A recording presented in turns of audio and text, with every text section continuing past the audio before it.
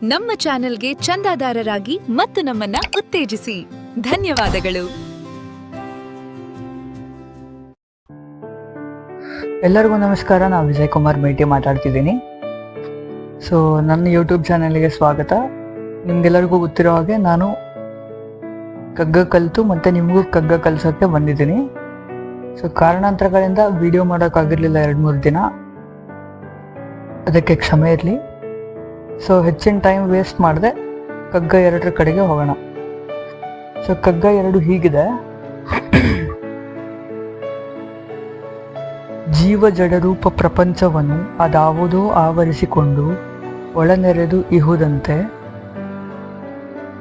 ಭಾವಕ್ಕೆ ಒಳಪಡದಂತೆ ಅಳತೆಗೂ ಅಳವಡದಂತೆ ಆ ವಿಚಿತ್ರಕ್ಕೆ ಮಣಿಯು ಮಂಕುತಿಮ್ಮ.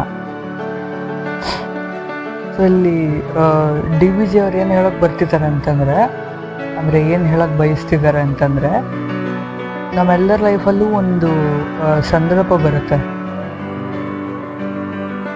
ಆ ಸಂದರ್ಭದಲ್ಲಿ ಹೆಂಗಾಗುತ್ತೆ ಅಂತಂದರೆ, ಸಿಚುವೇಶನಲ್ಲಿ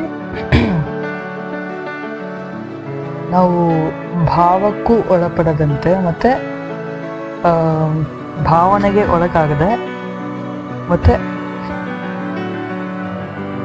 ಅಳತೆಗೆ ಅಳವಡದಂತೆ ಅಂದರೆ ಅಳತೆಗೆ ಸಿಗದಂತೆ ಇರುತ್ತೆ.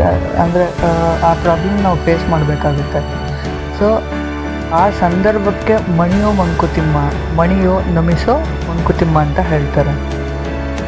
ಸೊ ಎಲ್ಲರ ಲೈಫಲ್ಲೂ ಅದೊಂದು ಅಂಥ ಸಿಚುವೇಶನ್ ಬಂದಿರುತ್ತೆ. ಆ ಸಂದರ್ಭಕ್ಕೆ ಮಣಿಯೋ ನಮಿಸೋ ಮಂಕುತಿಮ್ಮ ಅಂತ DVG ಅವರು ಹೇಳ್ತಾರೆ.